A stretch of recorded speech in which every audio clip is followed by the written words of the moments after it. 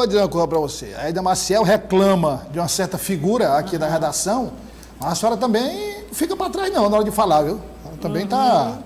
Não faz eu falar, não, Douglas.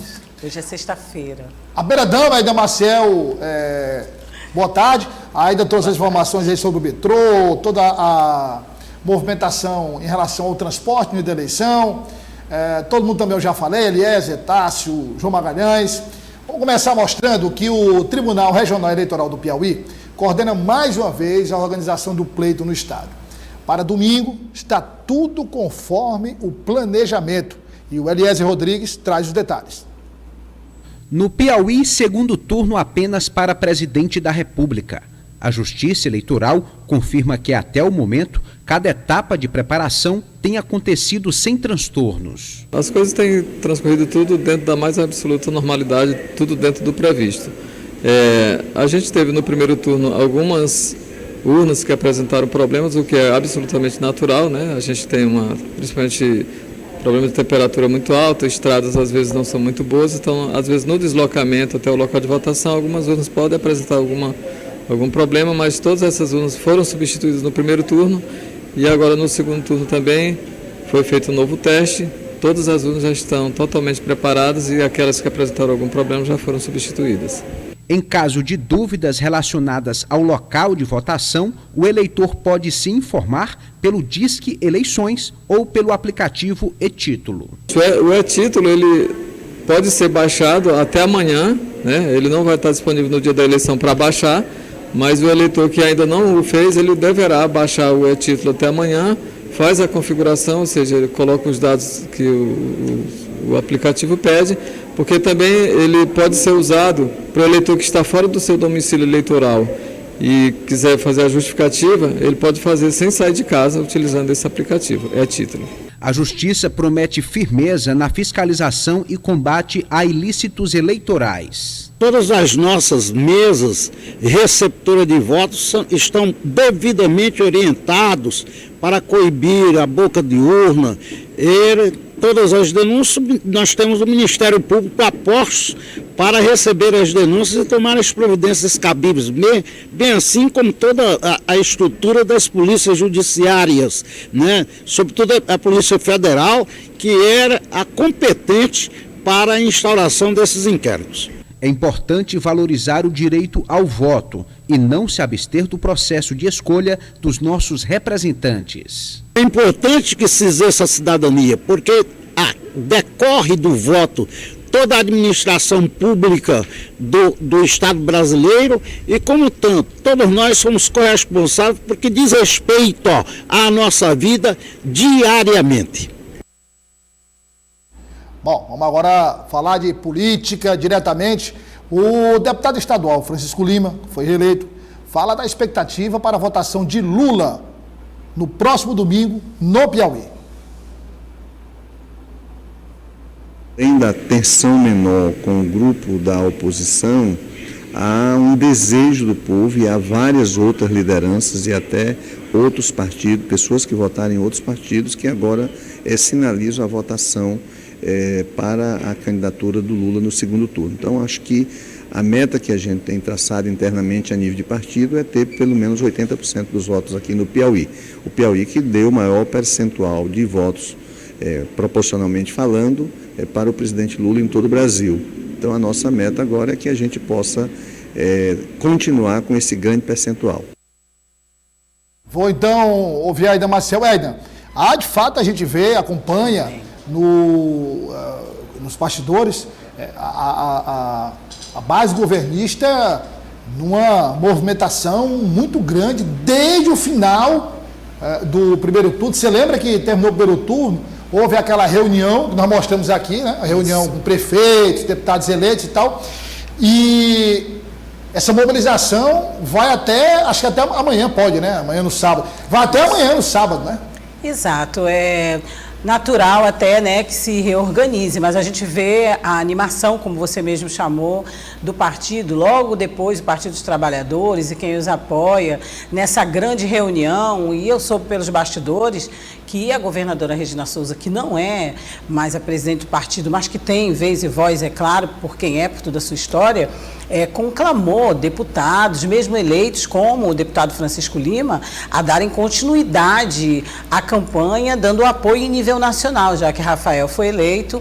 Então, a gente sabe que, às vezes, quando as pessoas se elegem, né, os políticos se elegem, há uma acomodação, né, João e Tássio, você também, Eliezer e Douglas, existe essa acomodação. Então, teve que dar essa sacudida em todo mundo logo de início. Eu acho que foi mais mesmo só para animar, para revigorar, e tem agendas aí, as agendas hoje e amanhã, né, de caminhadas, enfim, assim como creio que também do lado do opositor do ex-presidente Lula, do presidente Jair Bolsonaro, também tenha, né, essa agenda.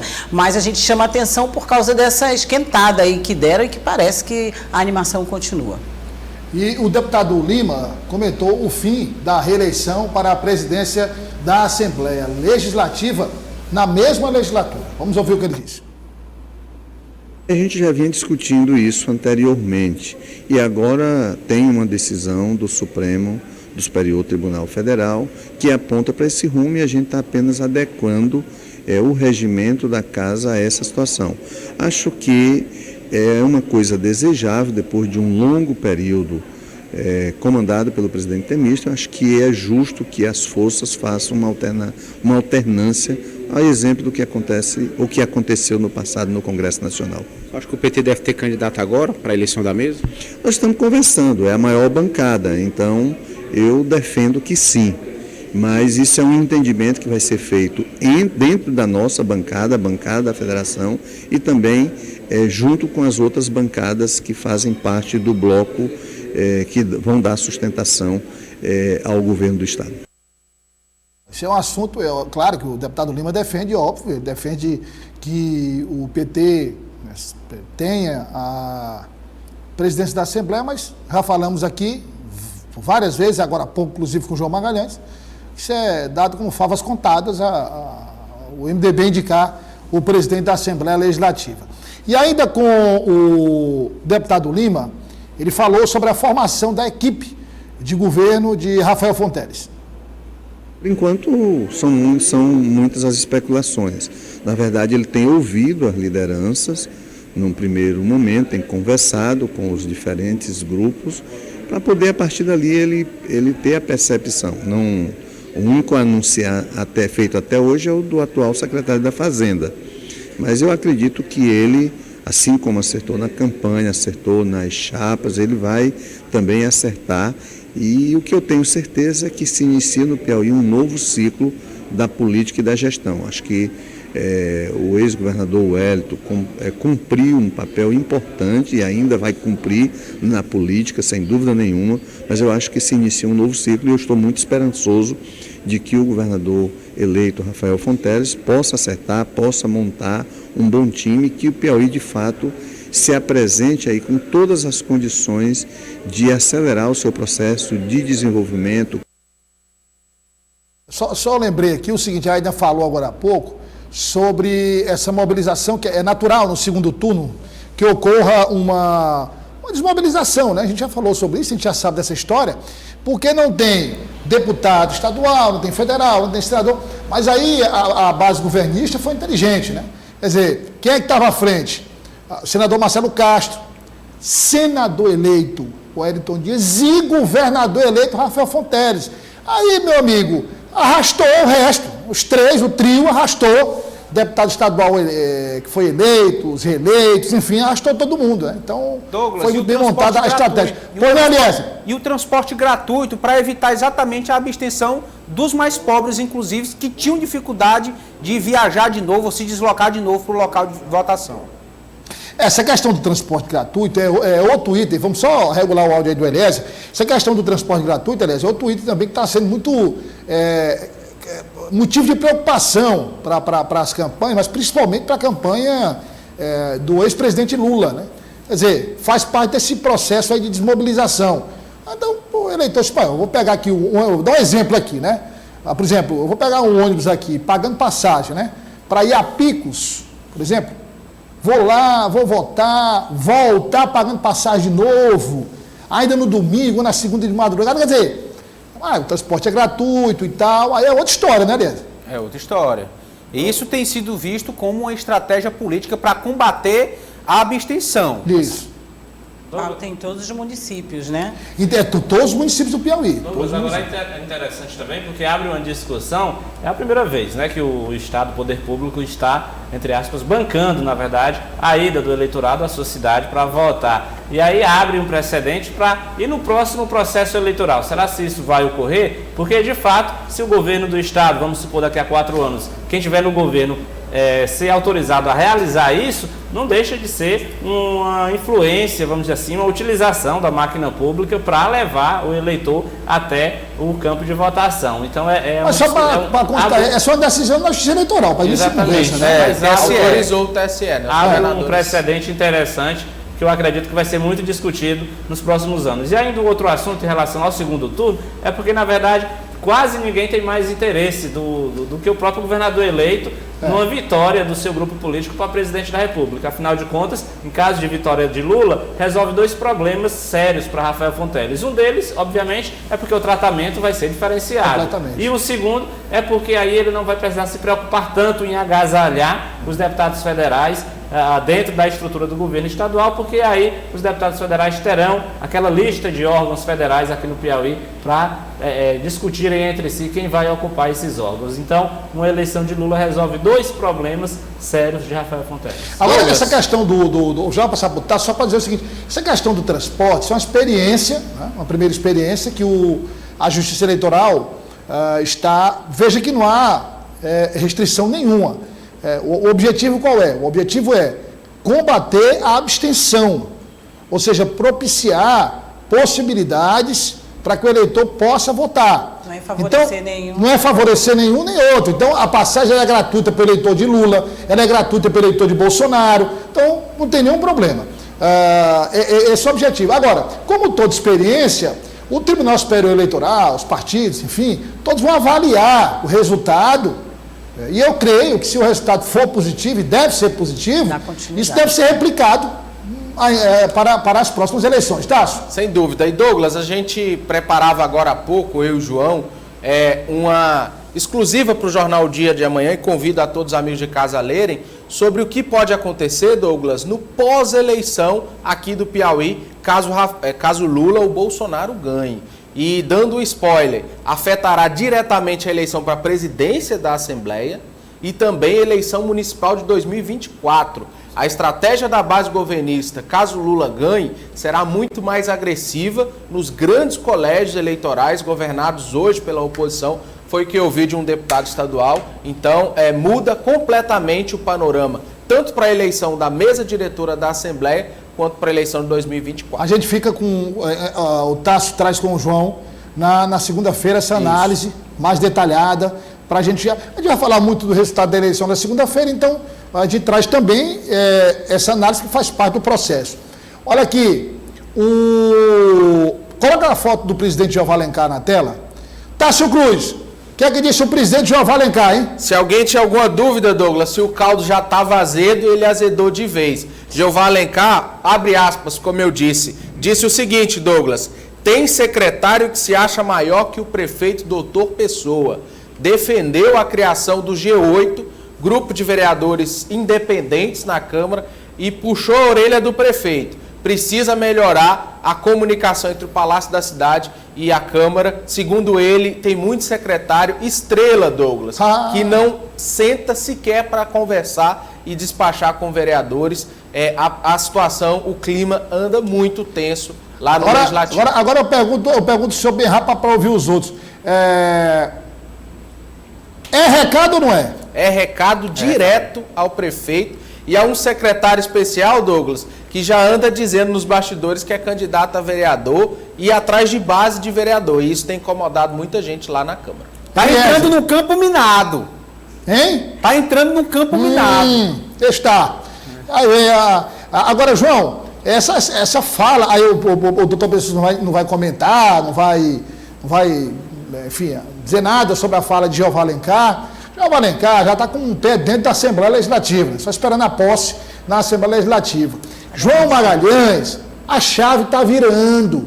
Está terminando o segundo turno da eleição para presidente, a chave está virando. Está virando para onde? 2024, João. a prioridade de todos os vereadores é começar a discutir o ano de 2024. Claro. Cada vereador, obviamente, começa a priorizar de fato sua reeleição e isso, obviamente, mexe muito no tabuleiro político da cidade de Teresina e na estrutura administrativa da prefeitura. Afinal de contas, se o vereador está no exercício do mandato, ele só tem duas opções. Ou ele se sente completamente abraçado pela prefeitura, ou então ele começa a atacar o poder executivo. Porque essa história de ficar independente em cima do muro, ela é muito confortável no começo da gestão. No final, vai chegando a segunda metade, não quer saber disso. Ou o vereador começa a defender o prefeito, ou então ele começa a atacar. Como está difícil defender o prefeito, a gente já está observando o crescimento de uma oposição. E aquilo que eu digo sempre, desde o dia que o doutor Pessoa assumiu a prefeitura e deu sinais de que a gestão seria ruim. Hoje a população, a prefeitura de Teresina tem uma gestão muito impopular. E essa conta chega no parlamento se a população começar a observar que os vereadores não estão cumprindo esse seu papel de fiscalizar e de reivindicar as soluções dos problemas, e é isso que a gente está vendo. O tempo está estourado, mas só um minuto aí, Renato, por favor, porque é importante. Podemos deixar esse spoiler para segunda-feira. Segunda-feira vamos tratar mais desse assunto, vamos inclusive atrás de entrevistas, né? Podemos fazer até uma espécie de pinga-fogo com os dois, mas se tiver foto aí, não sei se tem, mas se não tem, tudo bem, não tem problema não. Não, aí vamos já mostrar, isso é surpresa no final. Bem rápido, Tássio Cruz, o vereador Ismael Silva tem um projeto de recuperação das praças de Teresina, manutenção, enfim, plantação de árvores e tal. Aí aconteceu um acidente, ele não só tem o projeto, ele participa também ativamente do projeto. Mão na massa. Hã? Mão na massa. Mão na massa. Aí ocorreu um acidente na hora da poda de uma árvore lá, o facão acho que escorregou, sei lá, caiu e pegou no queixo do vereador Ismael, rapaz, cortou.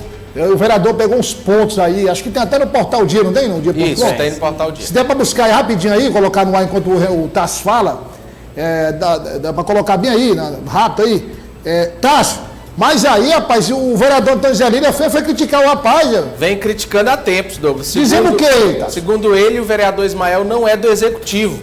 Cuidar de praça e pintar ponte, segundo Antônio Zé Lira, é responsabilidade do executivo. Segundo ele, o vereador estaria se intrometendo no executivo, a iniciativa voluntária, de voluntariado do vereador Ismael Silva. Se intrometendo no que o executivo não faz. Deixa eu falar o que não é mais segredo. Sim. O vereador Ismael Silva, segundo ele, economizou aproximadamente R$1 milhão em recursos de verbas indenizatórias, verba de gabinete, que ele poderia ter usado até esse momento do mandato e não usou. Esses recursos estão retidos na presidência da Câmara Municipal de Teresina. Ele já acionou o Ministério Público. E daqui para frente ele vai fazer diferente. Ele vai destinar esses recursos para o seu pessoal e aqueles que receberem vão aplicar nessas ações como de manutenção das praças e pontes. É um diferencial que o eleitor gosta. Lógico, aí sim. Eles têm que se cuidar aí com as ações do vereador, que já está avisando lá em cima. E o Renato, o ministro do Supremo já deu sentença. Está com a mão na cabeça. Só para concluir, é que essa pedra aí do vereador Ismael, eu já tinha falado que não fazia sentido ele economizar um recurso que depois não ficaria nas mãos dele. Era um recurso que ele ia deixar de gastar, ia ficar preso lá na presidência da Câmara, e o presidente da Câmara é que, obviamente, ia pegar esse recurso e aplicar da melhor forma. Se era para ele e ele não gastou, ele tem direito de destinar para outro lugar. Isso é natural. Exatamente. Vamos encerrar aí. Coloca aí para encerrar aí. Vamos lá, ministro do Supremo Tribunal. Vai, Deus, joga a foto aí. Sim, aí é o pai e a mãe da nossa queridíssima Edna Maciel. Vascaíno. Saudações Cruz Maltina. Isso. Marília e Emanuel. Com exemplo de amor, exemplo de paixão. Hein? A mais nova do que a Edna. Me aguarde, Renato. Diz que a minha mãe é mais nova do que mais de 60 anos de casado. Mais de 60 anos de casado. Mas é boa de quê? 60, não sei. Não tem nem nome, é boda de... 62 anos de casado, eles fizeram de diamante. Parabéns, meus amores. Parabéns aos pais da Edna. Os nomes dos dois, Edna. Marília e Manuel. Dona Marília, seu Manuel, não é isso? Isso, vascaíno. Um abraço, o amor de vocês dure para sempre, seja eterno. Amém. Eterno, e que, inclusive, quem acredita em espiritualidade, que passe de geração em geração. Amém. Obrigado, Éder, obrigado, João, muito obrigado, Eliezer, obrigado, Tássio. Olha, domingo tem eleição. Prudência. calma. A eleição passa, você vai ver que terminou a apuração, o Brasil não mudou de lugar no mapa mundi, continua do mesmo jeito, o Piauí não mudou de lugar no mapa do Brasil, e nem Teresina ou qualquer cidade do interior mudou de lugar no mapa do Piauí. Você vai arrumar intrigada aí, intriga vai durar muito tempo aí, depois você vai começar a refletir e ver que não vale a pena.